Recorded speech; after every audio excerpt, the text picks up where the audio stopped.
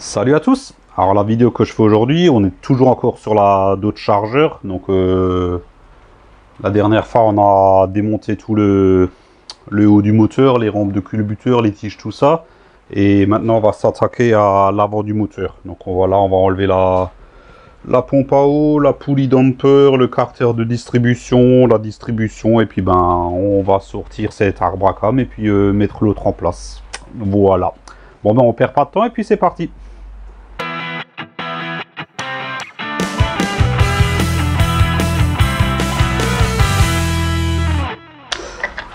Bon, on est parti pour le démontage. Donc pour le coup, on va commencer par la pompe à eau.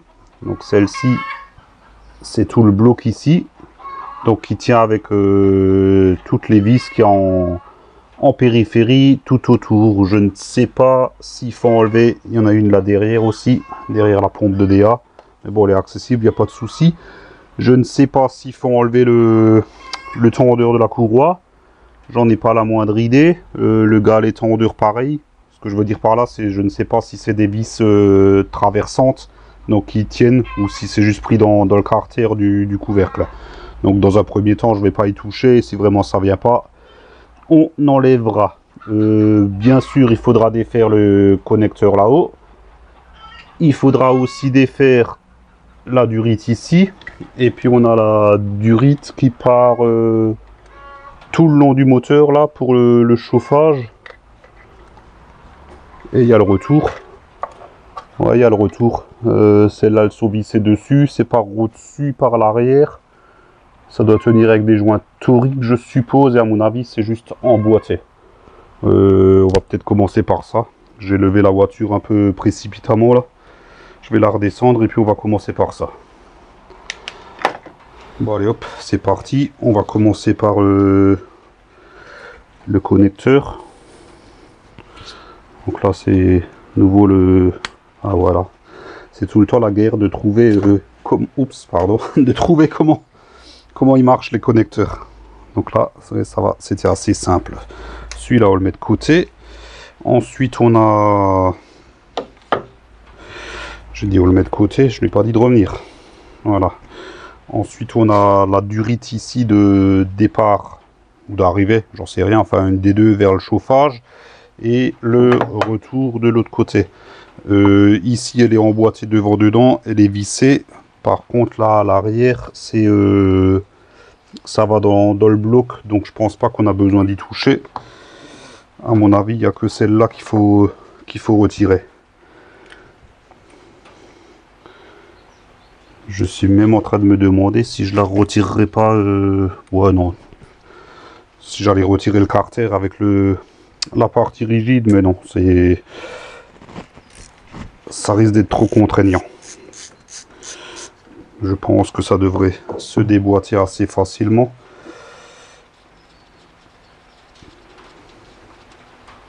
Le câble qu'il y a là-dessus, vous ne l'avez certainement pas, hein. Pour rappel, ça c'est ma sonde de température pour mon boîtier éthanol, hein.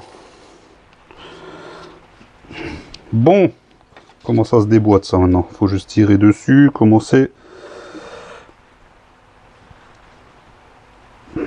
Ouais, ça a l'air. Par contre, c'est pas mal emboîté quand même. Prendre un tournevis un chouïa plus gros. Ou au pire, tiens, un petit levier. Un petit levier là.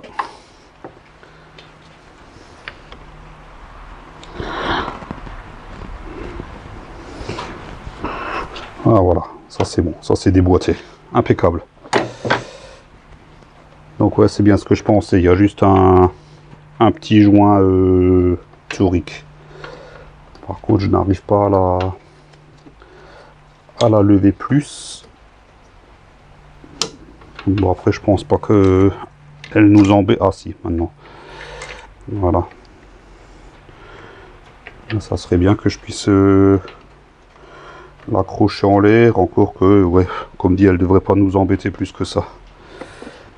Je vais remettre la petite vis ici, comme ça, on ne la perd pas. Voilà. Alors dans mon paquet de joints, j'ai également acheté le joint du thermostat. Mais ma foi, je ne pense même pas que je vais l'enlever. Hein. J'ai aucune raison de toucher à mon thermostat. Celui-là, il est en place, il est étanche. Ouais, on va enlever le carter et puis au pire, on verra. Alors pour travailler tranquillement, à cause du radiateur de clim, en fait, je l'ai accroché avec un tendeur à un chevron là-haut. De cette manière, il est ouvert et il ne m'embête pas. Je suis désolé pour le petit sentiment, hein, c'est dû à mon spot à LED là. Faudra que je trouve une autre source d'éclairage pour bloquer ce phénomène. Bon, où c'est que je vais vous mettre?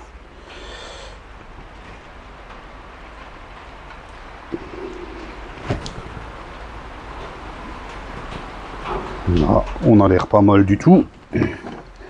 Alors je ne sais même pas du combien c'est. Ça doit être du 13. Hein. Ouais, c'est ça, 13. Par contre, je n'arriverai pas partout avec des douilles. Je vais prendre une clé à œil.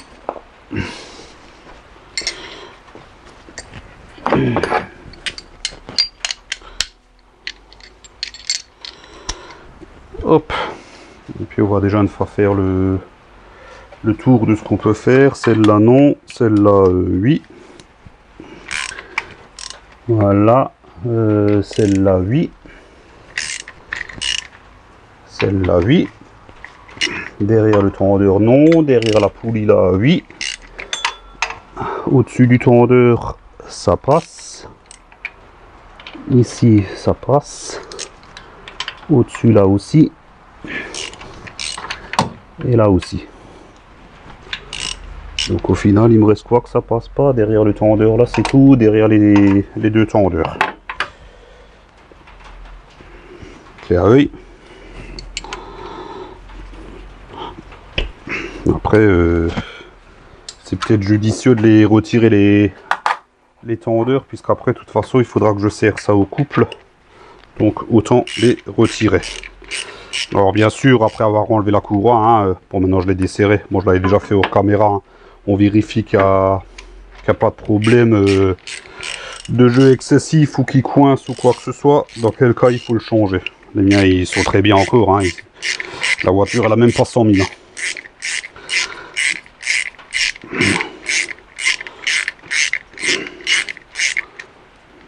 Et ben, elle est longue cette vis.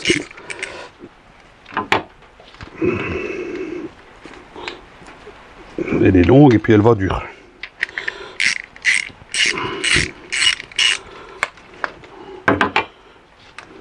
Voilà, ça c'est fait. On met ça de côté. Ensuite on a le tendeur. Bah, lui je pense qu'il tient avec sa grosse vis centrale en haut là. Je suppose. Hein. De toute façon il n'y a rien d'autre. 17. Non, perdu. 16. 16. Voilà. Et lui, il vient tout seul. Impeccable.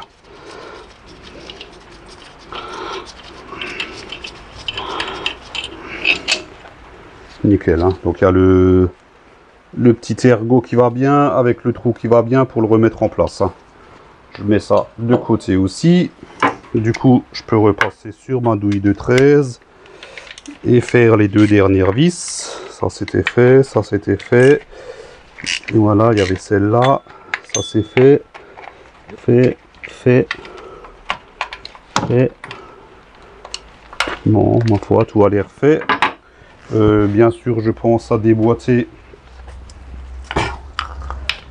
la durite.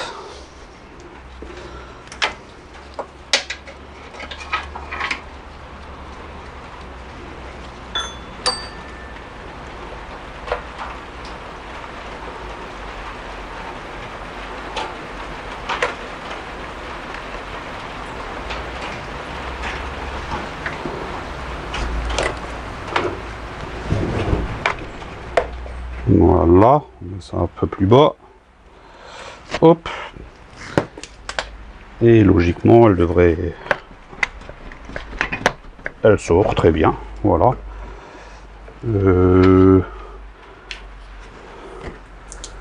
Ah, elle est remplie de flotte. Merde.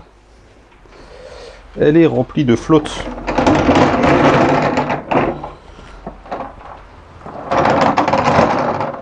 Voilà. Allez hop. Voilà. Impeccable. Et du coup, je pense qu'on va la virer entièrement en retirant au niveau du filtre à huile aussi là. Comme ça ne nous embêtera pas.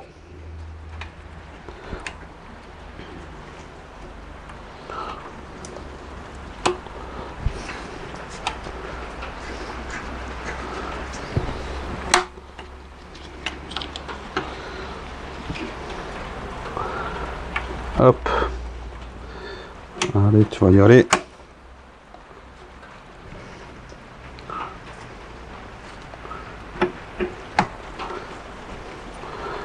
Voilà. C'est bon. Est-ce qu'elle se déboîte?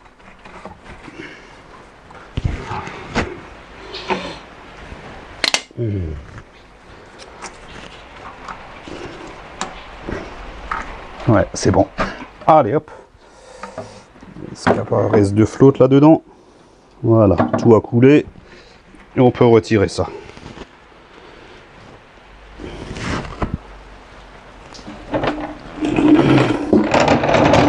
Voilà. Alors, je mets mon bac en dessous du moteur puisque je suppose qu'en retirant la pompe, c'est pareil, il va y avoir un petit peu un écoulement d'eau encore.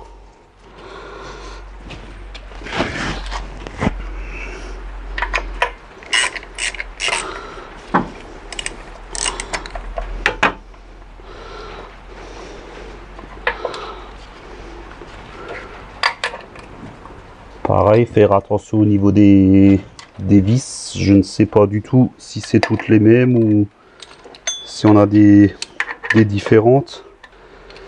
Voilà, là elles sont toutes serrées. On va voir si on peut débloquer le carter.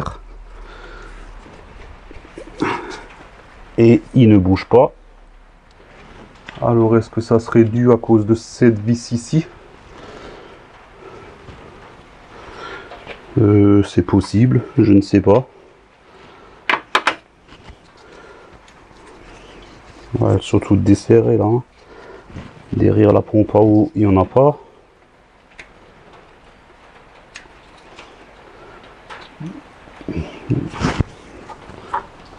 Ouais, ça bouge pas, donc je pense vraiment que c'est dû à cause de celle-là.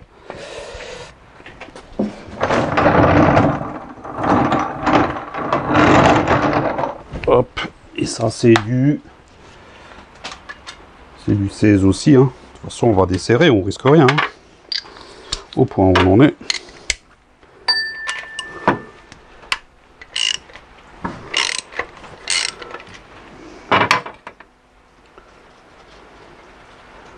Là, c'est un goujon qui sort. Qui a tout traversé. Donc ouais, il y a de grandes chances que ce soit à cause de ça. Et ah voilà. Et là, c'est venu. Et effectivement, il reste un écoulement de flotte. Hein. Donc prévoyez un récipient en dessous. Hein. Hop, je vais retirer mes vis. Oh, à mon avis, c'est pas toutes les mêmes. Hein. Ouais. Déjà une qui s'est barrée dans le bac là. Et bien sûr, ce n'est pas la même. Ouais, donc je vais les défaire et les laisser en place. Au moins pas de risque d'inversion.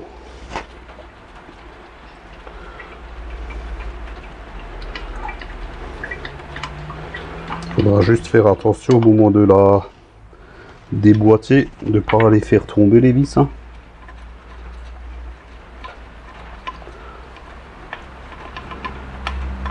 Sinon après, hein, de toute façon, hein, il ne doit pas y avoir 50 000 sortes non plus. Hein.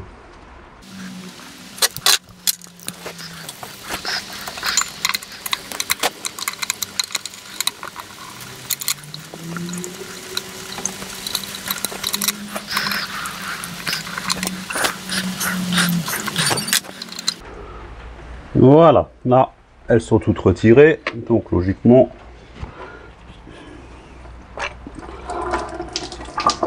et ça coule.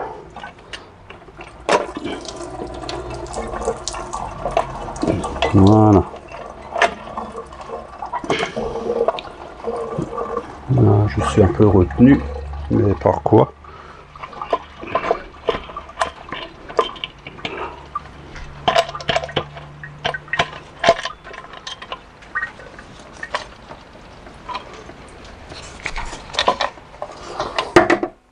Hop, déjà une vis qui s'est fait la molle. Ah non, c'est bon. Elle est sortie, c'est bon. Hop. Je remets la vis qui s'est fait la malle. Et effectivement, ouais, il y a... Visiblement, toutes les vis sont les mêmes, à part 2, 4... Enfin, il n'y a que 2 sortes, quoi. Des longues et des petites. Pareil, pompe à eau, elle n'a pas de jeu, elle n'a rien. Hein. Enfin bref, on met ça de côté. Donc je coupe 2 secondes, je vais faire un peu de ménage. Voilà. Donc là, j'ai fait un peu de ménage. On va maintenant attaquer la dépose de la poulie damper. Donc celle-là, elle tient avec un écrou central qui est serré normalement très fort. Je vais y aller à la clé à choc. Ça c'est le bon écrou pour savoir si vous avez une clé à choc qui vaut le coup. Si vraiment c'est serré trop fort qu'on n'arrive pas à l'ouvrir, il faudra passer sous la voiture et au niveau de la boîte de vitesse, de la jonction moteur boîte de vitesse, bloquer le moteur avec un levier, quelque chose sur la couronne de démarrage. Mais bon, allez hop, on y croit. Et c'est lu. J'avais préparé la douille déjà. Putain, j'ai pas pris mes lunettes. 21, je crois bien. Bon, enfin bref, c'est une douille, voilà. Oh, bah, facile. Facile.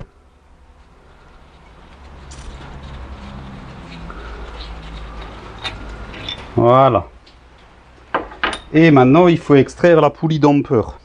Donc pour ça, il faut un arrache. Ici, il est spécifique, puisque c'est des tiges filetées de 8 mm. Et j'en ai pas. Donc, bon, j'avais prévu le coup, j'avais vu ça hier soir. Donc, je m'en suis bricolé un. Je vais tout chercher, je mets tout en œuvre et je vous reprends. Donc, pour extraire la poulie, j'ai pris un arrache à griffes normal sur lequel j'ai enlevé les griffes. Voilà, un arrache traditionnel. Je me suis préparé 3 tiges filetées en 8 mm. Donc qui rentrent dans les trous prévus à cet effet. Alors je crois savoir que ça c'est un montage que vous n'avez pas forcément sur tous les EMI. Certains EMI ils ont des trous où on peut passer un arrache normal à griffe. Je n'ai pas cette chance, donc du coup j'ai dû me bricoler quelque chose. Là je vais couper 2 secondes parce que j'avais un petit peu d'oxydation dans les trous. Bon, malgré que j'ai passé un tarot dedans hier avec du lubrifiant, j'ai quand même du mal à faire prendre les tiges filetées. Donc il faut que je m'amuse avec des écrous à les faire rentrer, histoire qu'elles traversent entièrement. Donc je fais ça hors caméra et je vous reprends juste après. Bon, ça y est, je suis prêt. Donc là, on va extraire la poulie. Système D, la pointe de l'arrache pour pas qu'elle rentre dans l'arbre à cam.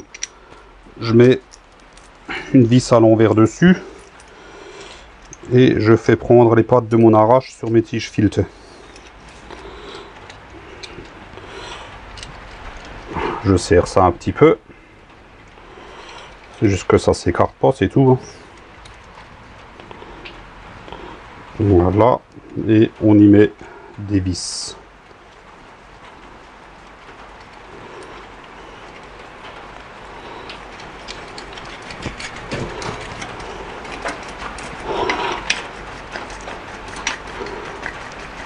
Alors il faut éviter avec un arrache normal de prendre la poulie à l'extérieur, sans quoi vous risquez d'arracher les cils en bloc. Hein. C'est pour ça qu'il faut absolument la prendre à l'intérieur. Parce que si vous avez que la couronne extérieure qui s'enlève, le cil en bloc arraché, la couronne intérieure qui reste sur le vilebrequin, vous aurez l'air con.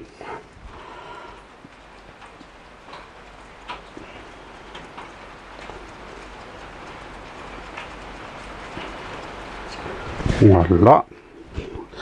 Alors, on va serrer ça un petit peu.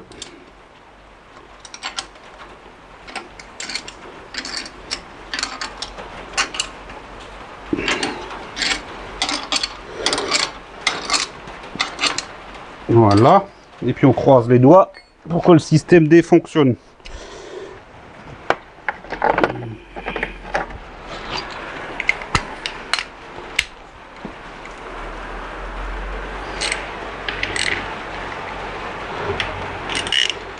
Allez hop. Pareil, si le moteur tourne, il faudra le retenir au niveau de la boîte de vitesse. Ah bah c'est bon, elle vient. Nickel.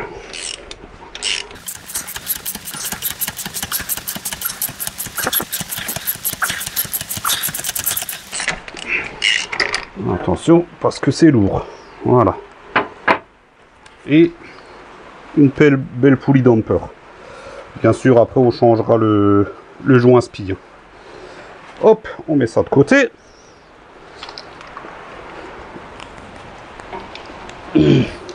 Voilà. Là, on y voit déjà plus clair. Donc maintenant, il reste à enlever le carter de distribution. Mais pour ça, il faut enlever l'alternateur et le compresseur de clim.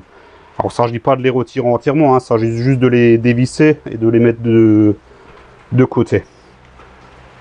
Il n'y a rien de sourcier, hein. L'alternateur il tient avec 3 vis, une en haut, 2 en bas, et le compresseur de clim, il doit y en avoir pareil, 3 visiblement. Ah, peut-être même 2, non en fait que 2. À moins que j'en loupe une derrière, mais visiblement il y en a que 2. Rien de sourcier, hein, juste des vis à défaire. Je vais faire ça hors caméra vite fait, histoire de gagner un peu de temps. Bon, j'ouvre juste une petite parenthèse vite fait. L'alternateur est déjà retiré.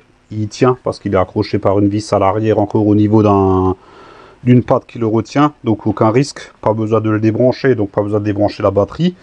J'ai commencé à défaire le compresseur de clim, donc il y avait bien 2 vis à l'avant.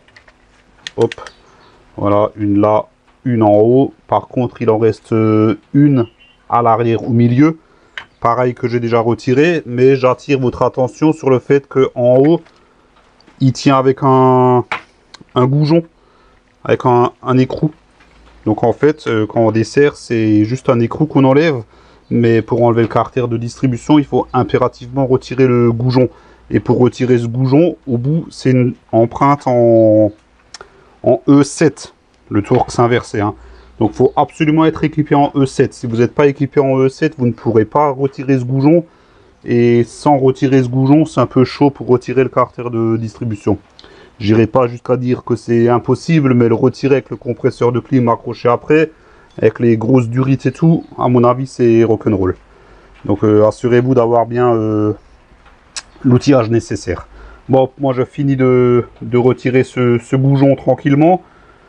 Je pose le compresseur de clim de côté et je vous reprends juste derrière. Voilà, mon compresseur de clim est retiré, hein. Donc voilà, ce fameux goujon avec son empreinte en E à l'arrière. Donc à retirer avec une douille E7. Voilà, donc là on touche au but, on a place nette pour retirer le carter de distribution. Donc j'ai vu qu'en fait il était serti en même temps avec les vis de la pompe à eau. Donc en fait il reste juste une vis là, une là, une là, une là, ça en fait 4, 5. Je ne sais pas si celle-là, bah si, ouais, elle tient avec celle-là aussi, et la petite dernière là-haut. Et il reste ici un connecteur. Donc voilà, bah tiens, il y avait un connecteur, voilà, ça c'est réglé. Donc je vais défaire toutes ces vis et puis on va retirer ce carter.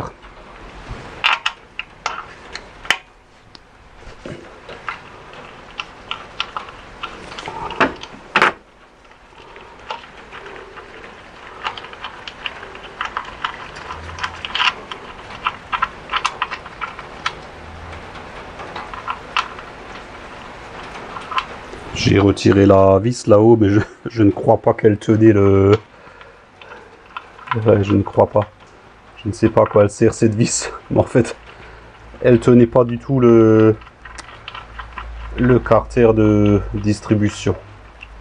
J'y ai cru, je pensais qu'elle était traversante, mais non. Alors du coup, je vais tout de suite la resserrer, comme ça, je suis sûr de ne pas l'oublier. Voilà, ça c'est fait. Bon, on attaque les autres du coup.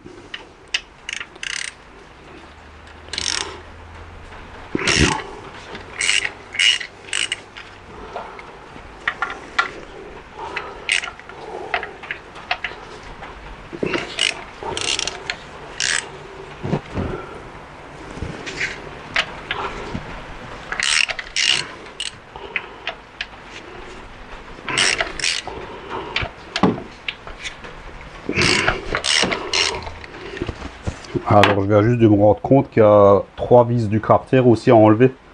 Donc qui prennent le carter de distribution dans ce sens-là. Peut-être même... Ah, peut-être même plus... Ou bien... Ah, je ne vois pas. Zut. Je vois pas bien sur le côté.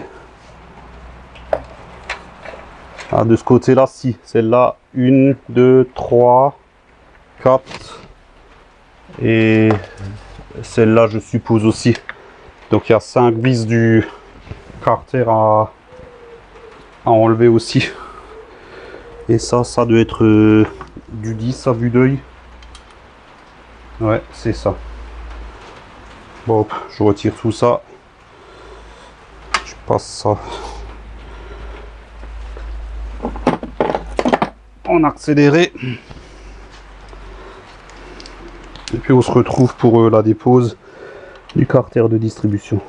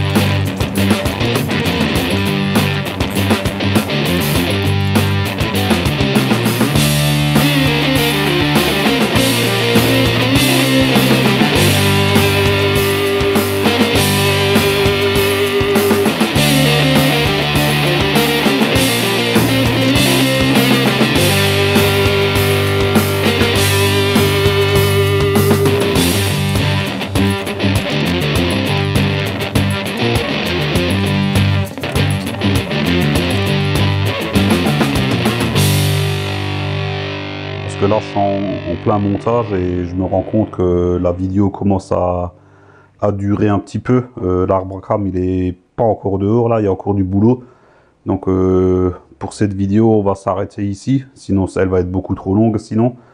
Et puis on finira d'enlever ce carter la semaine prochaine. Puis en même temps ça vous fera un petit suspense, savoir si je vais galérer encore un petit peu ou pas. Vous savez que j'aime bien galérer, hein. Enfin bref. Donc bah ouais, hop, si le contenu vous a plu jusqu'ici, mettez un pouce en l'air, c'est sympa, ça me fait plaisir. Pensez à vous abonner si ce n'est toujours pas fait. N'oubliez pas d'activer la petite cloche afin d'être notifié de la sortie des prochaines vidéos. Et puis tous les outils que j'ai utilisés, je vous mets les liens en bas en description. Et puis moi je vous retrouve la semaine prochaine, où logiquement on devrait enfin sortir cet arbre à crâne. Allez, ciao ciao!